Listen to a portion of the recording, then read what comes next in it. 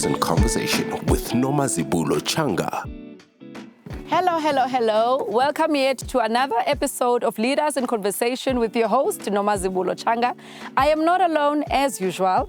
I've got a guest, a very instrumental leader who's doing exceptionally well in her industry, in the film industry, and she has worked also in the luxury retail.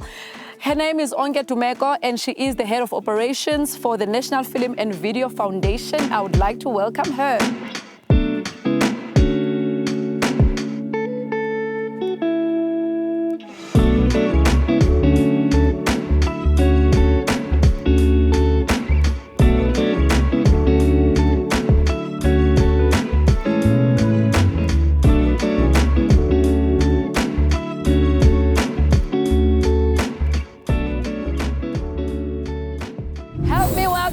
Onke, guys. Hi, Noma. Hello, my darling. Hello, how are you? Enjoy. Thank you so much. Flowers, guys. Thank you. Beautiful flowers for a beautiful girl. Thank you so much. I really appreciate it. It's a pleasure. It's the first time someone is bringing me flowers on set. Oh, wow. So thank you so much. I really appreciate them. it. And I appreciate you. Yeah. And thank you for coming. Always a pleasure. Have a sit. Thank you. Thank you. Anyone receiving my flowers? Thank you. Have a sit. Please be comfortable. I am. I love these chairs. They're giving Kim Kardashian, so I love it. I'm for them. I love it. Thank you so much. Thank you for the compliment. Thank you. Onke, this is a leadership conversation. We're talking all things career. We're talking all things leadership journey, and how your career has been crafted, right? And more so is to help aspiring and emerging leaders that are upcoming, to give them the tools and just some practical advice of how you've done it, you know, climbing the corporate ladder. We know that it is not easy climbing the corporate ladder, but when we look at people like you that have done it, it's inspiring for the upcoming leaders and young professionals to say, if Onke has done it, I can also do it. Because Onke is black, Onke is female, and Onke comes from previously disadvantaged backgrounds, but she's been able to tap into the opportunities that were presented to her. So thank you for gracing us, and I'm hoping we can have a fruitful conversation. Thank you so much for having me. Thank you. I'm intrigued, and I normally ask people, when we're starting with the conversation about their backgrounds, where they're from, etc. But with you, I'm gonna do it a little bit different than how I normally do it. Okay. I want to start with your name. Okay, wow. Yes, I want to start with your name. So your name means Onke, and in Xhosa, translated to? In Xhosa, it means everything, but my full name is Amaxesha Onke. Amaxesha Onke, which literally means that all the time, right? Yes. And it comes from a hymn, and it comes from a line in the hymn that says, Ngamaxesha Onke uThixo unathi. Oh, wow. Yeah. That's such a beautiful name. Thank I had you. to ask it because I've met a lot of Onkes, but I've never understood the deep meaning of the word. Yeah. But today I was just compelled to ask you about that name. Who gave you that name? My dad. So my dad is the Usithiwa sonke amagama. His kids, his grandkids, that's his role. So As an elder of the family. As an elder. So all of his kids, all of his grandkids will have a name that comes from him. So with his kids then, he gave us all sentences, paragraphs, and we're grateful for them. Yeah. We're grateful for them. So what has your journey, just in life, taught you about the significance of your name? Sure. That's such a beautiful question, I think that my life has happened in a way that I couldn't have, imagined, my own self. And I think the interesting thing about time is that it's one of the resources that you cannot buy. No matter how wealthy you are, it's never going to be afforded to you through the, difference of a check. It's something that you really just need to be cognizant of and be appreciative of. Having said that, I know anyone who's worked with me, anyone who's my close friend or my family will know. I love that before you say it, let me give it a laugh. Yeah, because they'll know that me and time, total opposite. But that's why my name is Ngamaxesha Onke. Because it's a at all reminder. times, even if I don't arrive at the time I'm supposed to. At all time, everything is under control and everything is blessed. And it's not an excuse, right? But it's really just to say that it speaks to a lot of what we're dealing with now in society, with anxiety and all of these things that stress us. And for me, what helps with my name is just to really make me manage my levels of stress and to say that everything is under God's control. Under God's control, and everything has its time. Everything has its time. Everything is under God's control. Everything is going to happen within the exact time that it's supposed to happen, right? So I think within my life and within my career, it's really just given me that sense of comfort to say that everything that is going to happen for my life, that's going to happen for my career, will happen at the exact time that it's going to happen. And I need not worry about it. You know, I mean, worry is the antithesis to prayer. Yeah. You know, it's the antithesis to faith. It's the antithesis to anything that removes that dis-ease from you about the things in your life. So I'm blessed to have it. Sorry, I'm blessed to have it. Yeah. It's been a comfort throughout my life. And I feel so honored and blessed at this time to be sitting and having this conversation with you. And thank you for gracing us.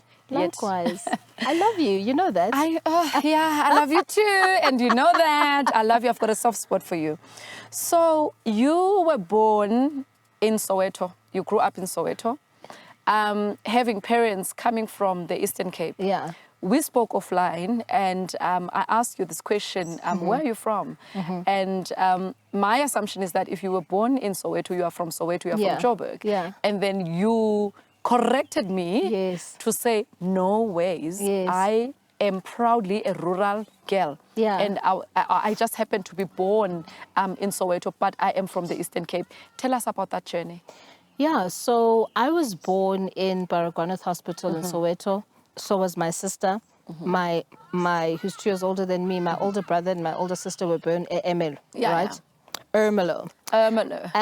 But we're from the Eastern Cape, you know. Our parents, Kabantu Basezlalini, proudly so. So that's why I'm always clear to make that differential, because often with so many people's histories, particularly Black people, our parents had to migrate, grandparents, whatever, for different reasons.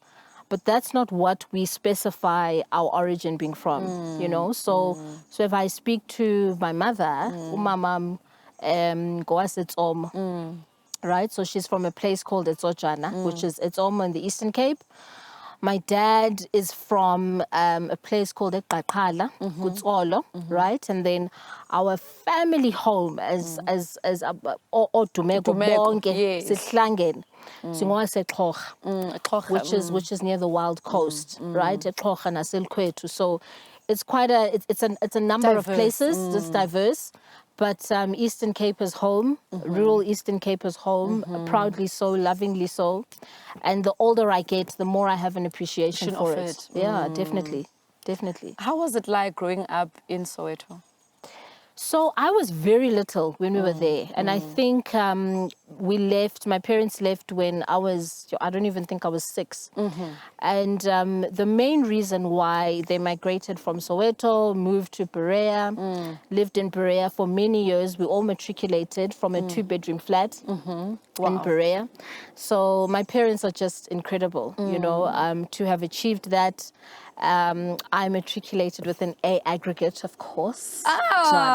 Congratulations, what's on that? From an IEB institution. But yeah, we lived in a 2-bedroom apartment in Berea, right? Imagine which is in a slap bang 2-bedroom between Hillbrow and Yeovil. So, guys, I've seen the world. Imagine matriculating in Berea in a 2-bedroom apartment, right? Yeah. With kids and with parents, right? But you managed to get good grades for your matric. Absolutely. What did it take you to get those good grades?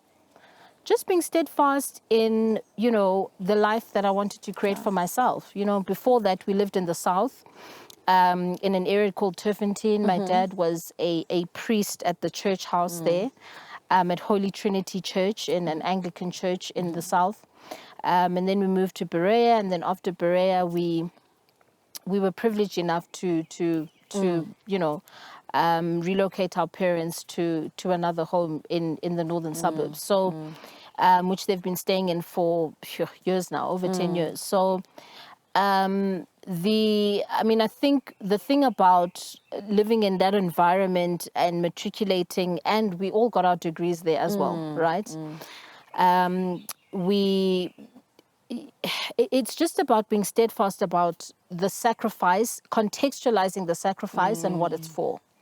Because you have an understanding that your parents do not want this life for you forever, that they've sacrificed a lot for this to be it, and that you have to focus on one thing, and that's your education. Yeah.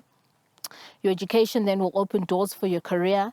And once you've done that, then, the sky's the limit. So it was just a focus on the bare minimum things, which was the education, and that was it. And I had a beautiful upbringing. I have no qualms about it whatsoever. No, it was amazing. I love it. I love it. Even though it was in a small house or in a small Absolutely, apartment, but it was there was still love. Absolutely, right? because and that just goes to show that it actually doesn't matter the size of the house that you have. Those things don't matter. What matters is the context in which they exist, right? So what is the context? What is the love? What is the comfort? What is the, I knew every time when I would take the bus, either number 10 or number 13 from St. Mary's in Waverley, right? And then I would take number 10, and then I would have to walk up 6 blocks. I knew that once I got home, so you walk up 6 blocks, then you walk up 4 stairs of flights, because sometimes the lift was working, sometimes it wasn't. And once you get home, you just, it's lovely. You know that you're home, and you feel like you're home. And, like any other kids, we had chores. We had each days when it was our responsibility to cook. And you cooked a full meal for the family. You washed the dishes, you cleaned up. All of these principles are things that have not just helped me in my personal life, they've helped me in my career. Yeah. So, and I owe everything to my parents. Yeah. Everything. And I always say this to people, that my role models are them. Because I've seen them through it. I can never say a role model is a celebrity or whatever. Because I don't know their You feel like journey. it was not tangible for you. You didn't feel it. You didn't touch it. There was no connection. Yes. Absolutely. I understand what sacrifice is. I understand what it leads to.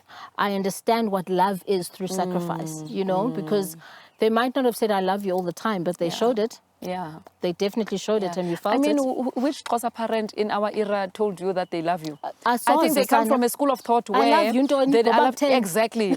Their way of showing love was visible.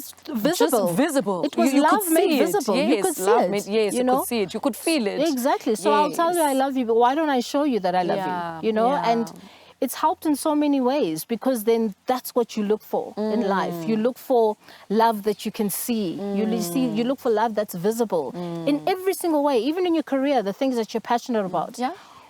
What can you visibly see yourself getting into and growing in? So those life lessons definitely they just create this picture, this very realistic but hopeful picture in your life of the things you actually should be focusing on. Yeah. And the things that you should be leaving behind. Absolutely. Right. Absolutely. I love that story. Yeah. You then matriculated at St. Mary's in Waverley. Yes. Right? You moved into doing a degree in marketing. Yes. Did you always know that you wanted to get into a marketing space? So it was really a personality thing, the older I get, the more I realize I'm my father and my mother's child. But when I was younger, I was 100% convinced I'm my father's child. Same here. Personality comes from him, all of that Charisma, stuff. all of that. Yes. So I, again, I have Xhosa parents. So a BA, whatever, all of the things I wanted to do, it was not going to fly. So I had to find a balance. So I just thought marketing, it's still on the West Campus, so it's under BCom, so it's still serious enough. But I still, there's that expression of creativity that I'll be able to access. So my undergrad was marketing and economic science. and then economic science for control, and then for the parents' for control. yeah, so Yes. so that they relax and they're sure that I'll get a job. and then I did my honors. I did my honors in marketing, and then I was blessed enough to get a job, after my first year of graduating, which is not often the case in South Africa. South Africa, yeah, with the high levels of unemployment and Absolutely. graduates People that are sitting saying, at home with yes, degrees, with all of yes, these things, so those small moments of grace you don't take lightly. for granted, definitely. So that's how I ended up doing marketing and doing my honors in marketing, and then my career, I started in marketing, and then it flourished into different areas of communication, which we'll get to now. Yeah. So you then graduate, you have an honors in marketing. The transition between you as a graduate and what you understand corporate to be, and what you were told corporate would look like, yes, and what you had envisioned corporate would look like, and to you getting into corporate now, it's your first job. You're quite excited. You want to implement everything that you've learned in your marketing degree. Of course. Was that a shock, or was that a surprise, or was that an excitement for you? How was that transition? So it was interesting because I think when you are studying and you're taking something from a textbook, you, at the end of your course, your degree or whatever, you see everything in totality, right? So you've told yourself, okay, I know it all. Yeah. Right? From a book, I know it all. But then practical experience tells you, okay, come 10 steps back. Come to basics, come 10 steps back, you actually know nothing, right? Because now you have to implement all of the things that you've studied, and now you actually physically have to figure out what the 4 P's of marketing are. Yeah. What is that? When you say price, What does it mean? how does that number of price actually come about, right? I started working at Colgate-Palmolive. There was a guy whose main job was he focused on the price. He had formulas. That was his job, to figure out the price for all of the products that would go into distribution. Yeah. I don't teach you that at Wits. Love Wits. But in any institution, they by the don't teach way. you that in any institution, right? They just give you a description of what price is and what it means in the work context. And you think as a marketer you're going to determine it. No, it's determined by so many different factors. Determined by the market, the distributor, the competitors, the actual cost of producing the product, right? And then all the other P's of marketing. And then, in other areas of my career, then you go into services marketing, the P's of marketing increase, right? Now you're talking about 8 P's. It's just like, wow, okay. So from P's to 8 P's. From 4 to 8, right? But then your knowledge expands with actually visibly seeing it. So it goes back to the love made visible, to say that words are something, a textbook. Words are one thing. Now see the words visibly made. And that's when it becomes tough. Because to the point I was trying to make before, as much as you might want your parents to always say, I love you at night, you want to feel it, you want to believe it. And that's what work experience does. It makes you understand and then believe all the things that you've learned. You've learned, yes. So that you can not only, do them and implement them in your work, but you can also practical. You can teach. Yes, you can teach others, right? And you can say, well, when I started at this organization, this is how it worked. But, this is where I stumbled. This is how we should actually think about it, right? Maybe these are points of innovation that we haven't thought about. So I love that as my first experience, and it wasn't easy. Yeah. But the people that I worked with there, a lot of them I still talk to today, So they were your support structures. Yeah, absolutely. Your informal and unappointed mentors, coaches. And the people that were closest to me were people that were much older than me, who'd worked at Unilever, Procter & Gamble, Nestle, all of these big FMCGs that I hadn't been exposed to. Yeah. And just their guidance, their interest in my life and my career, just listening to them. You learn a lot from listening and observing. Made a huge impact on me. Huge impact. You then moved on. So talk to us about your career trajectory. Yeah, so I started at Colgate-Palmolive and I did classical marketing for 3 years.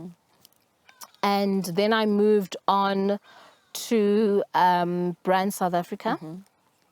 And at Brand South Africa, they do reputation brand management, right, of the country. So Yeah, brand South Africa, yes. you know what I mean? That's Move huge. from an actual product you put on a shelf to the entire country. And it was at a very interesting time when we had what some people would call a controversial president. And it was about managing the reputation of the country and just understanding what are the intricacies of communications as a discipline. So I'd come from marketing, classical marketing as a discipline, and now I got exposed to communications as a discipline. Yeah. Worked with brilliant communications professionals who I still am in contact with today, thank God, and marketeers, right, who understand marketing from a different perspective, from a different level. And it just opened my eyes not only to reputation, brand management, and communications, but also just to just the national agenda and you know the public sector, which I hadn't been familiar with. I'd come from the private sector. And then after Brand South Africa, I worked at Ndalo Media. Always loved magazines. Always was obsessed with them. Even for my interview, I remember I took a sick day of leave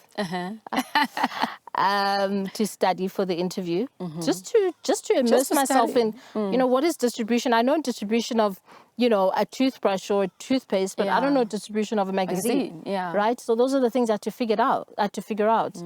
And then I worked as the strategic marketing manager at Ndalo Media for 3 years. Amazing time that I had there. Traveled quite extensively, and my world really opened up to the world of media, the world of public figures. What did that world look like? Let's tap into it. What if you were you having come from a private sector, having moved to a public sector, but more in a corporate cushioned environment. Now you are working with individuals, right? Individuals that are public figures, celebrities, or whatever the case may be.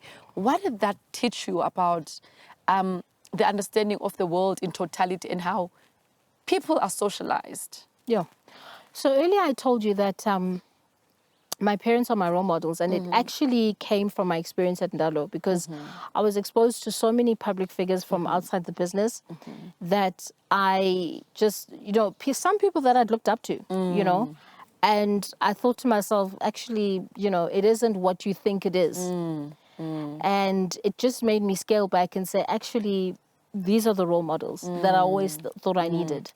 And it's not an indictment on the industry whatsoever. I mean, I'm still in it, right? But it just showed you how much everyone is a person and everyone is not perfect, and how difficult it is to live your life in the public arena, how much people get scrutinized, get villainized, especially for making mistakes, you know. And it was a very interesting time for me, and I think what it looked like from the beginning is not what, you know, I could have ever expected it to be.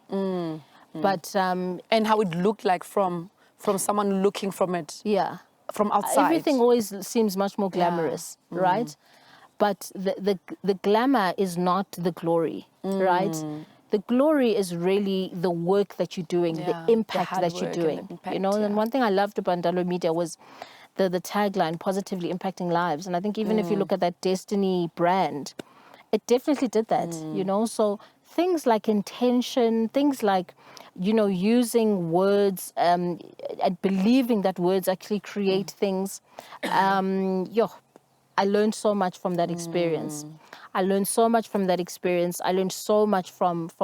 Lomo. Who was my former boss. And just being immersed in that world really opened up so many things for me. And that's a period where I had encountered you, right? I think you ran an article, and I was part of that article that you ran, or I think it was I don't know what you call it in media terms, but you end up interviewing me, and I had a taste of you, and we kind of liked each other. And I've watched how your career has grown since then, and going back into the private and kind of public sector. So what did that look like after you had left? So I think what I really appreciate about Ndalo is that it forced me to decide what I want to focus on in each place that I work. Yeah. You know, oftentimes people will focus on things like the money, which is important, right? But they'll focus on one aspect and they'll isolate it to one thing and not think that perhaps your time, everything has its time, your time in that place is serving a different purpose. Yeah. And I knew that my time at Ndalo was serving the purpose of creating a network, building it and seeing it grow. That was the purpose. Yeah. That's it. And I had to figure out my journey in that. You know, so even my job spec, when I started, it evolved and it changed because I saw different and I'm sure pockets you of changed opportunity. it along the way. Yeah. Because I saw different pockets of opportunity, and thankfully, you know, they were entertained, right? And I could do You're in that. an environment where it was conducive for you to thrive in Absolutely. certain areas that you wanted to delve into. Absolutely. And then there was a retrenchment process, right? And I decided to take up an opportunity to work at in retail, luxury retail, which was very new to me because I'd always said to myself that I really want to expose myself to every single angle of marketing possible. I just want to know how it works in every single space, because obviously in FMCG it's going to work slightly different to banking. The principles may remain the same, but the actual execution of it, right? The delivery is different. So I was keen to find out, you know, how luxury retail works. And I wasn't there for long, but what I appreciate about the time is that the exposure that I got, obviously. And I know people like to say exposure doesn't pay bills. Yeah, yeah. But the exposure that I got, but also just... But it gains insights. Yes, and I'd never worked in an agency, right? So I was in an agency within a corporate, never had agency experience, worked with agencies, right? Was the client to agencies before. But all of those things are things that I just wanted to include in my kind of thing of experience that I was building, right? And that time there, that's all I wanted. Yeah. And that was perfect for me, right? The access to luxury brands obviously was something great to think on, right? But that agency experience was all exactly I wanted. what you were looking for. Yeah, absolutely. Would you say that your career was crafted? Did you have a career strategy, a career plan? I didn't. I didn't. And I wish in hindsight that I did. But then I also think to myself, you know, sometimes these plans, when you don't achieve them in the time that you think you should achieve them, right? It actually disappoints you and you can get pull you back. disappointed, you think you're not good enough, you think, you know, all of these self-deprecating things. When sometimes, you know, you're actually you are being refined in a way that is beyond what you even could know, you know. And after I worked there, I worked at the Bar Leader Group, right? That does productions, reality TV productions. That's when I got to edit Destiny magazine, and we started the Bar magazine. So publishing from an editorial perspective, but just production as a whole, right? Then opened me up to the opportunity I am at now. Wow. Yeah. So Brunch with Noma 2024 is finally here, and let me tell you why this is the brunch that you have been waiting for. My name is Nomazibulo Tshanga, and I personally invite you to join me at the Brunch with Noma 2024, where we go beyond boundaries. So picture yourself in a room and in a company of the most brilliant minds in South Africa, having robust, meaningful, and transformative conversations that will impact your life positively. A gathering of like-minded, prestigious individuals pushing the boundaries of wisdom and innovation. This is indeed where intellect meets inspiration. So behind the scenes, the team worked very hard curating this lineup of industry giants. So we spared no efforts to go an extra mile to bring you voices that are not just hard to get, but extraordinary in their own individual ways. It's the result of the relentless pursuit to assemble a gathering of the best and brightest in the industry. You are not just attending an event. You are stepping into an exclusive, wholesome space that will challenge you to think beyond boundaries. Seize the opportunity to be part of this extraordinary experience. Don't wait until it's too late. Book your tickets now at nomazibulo.com. Beyond Boundaries is not just a theme. It's an invitation to redefine possibilities. You better secure your spot now before tickets vanish. Beyond Boundaries, beyond expectations, let's make history together.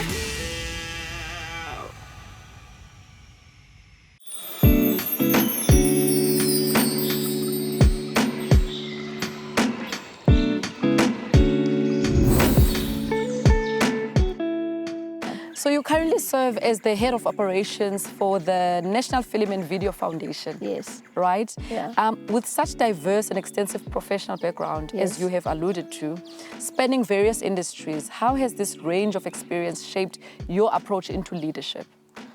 Sure. The National Film and Video Foundation, also known as the NFVF, is a very interesting and exciting organization Yeah. to work at because of our mandate, Yeah. which is to really provide equitable growth in the film industry.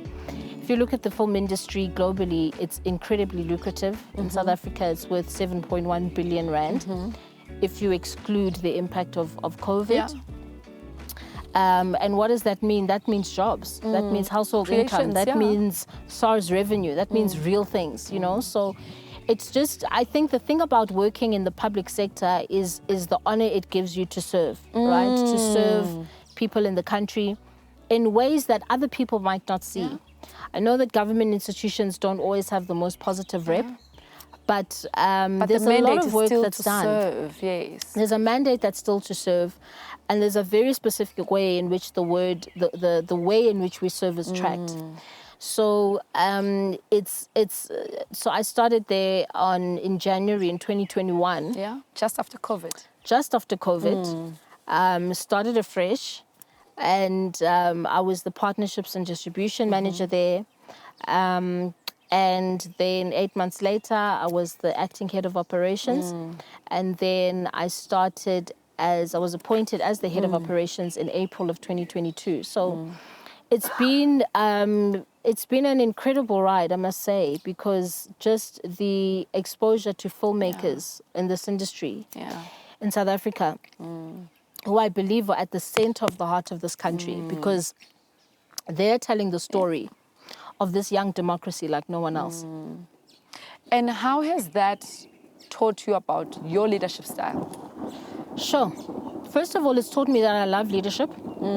It's taught me that I'm very passionate about it. When I started, I was a manager with no one reporting to me. Yeah. And then I had a team, it grew like this. Yeah. And I'd had people that I, reported to me Oversee before. But this was the biggest team that I ever had to manage. And it didn't come without its challenges, but it definitely came with a lot of grace. It came with the opportunity of change, which is always a blessing. Yeah. Because the opportunity of change always means that you can make a difference, And the thing that I love about leadership so much is that you always have to think outside of yourself. I love that. You always have to think outside of yourself. Yeah. Yes. You are not the first priority. The first priority is always the vision. And that's what you're thinking of. And what I always find as a leader is that I'm always having to consider multiple things at the same time, yet channel my line of thinking, right? So it's multitasking, but not quite multitasking. It's like the art of focusing. Yeah. So and that's what I appreciate, because you having to see what other people can't see, and having to not Foresight. necessarily always come up with a solution, but sometimes how people actually Come up with enable them to solution. come up with it, Yes. right? And empower them to do it, to say, you actually do know what you're doing. And the worst thing you want to do is micromanage. But at the same time, you also need to know what's happening. Keep your finger hands on the pulse. Yeah. So leadership is really a balance of trust for me. I love that balance of trust. Yeah, and it's something that you have to keep on refining, because people have to feel like you trust them, and you have to know in your gut that you trust them. You know, and that we're all working towards one vision. Certain vision. Even if some of us can see things ahead and some of us can't. That's our different roles. Yeah. Yeah, love that. So having achieved recognition as one of the Mail and Guardian top 200 young South Africans and achieved accolades in the film and media industry, how have these accomplishments influenced your leadership journey and the way you approach creating and nurturing organizational culture? So I think recognition is always a great thing. Yeah. You know.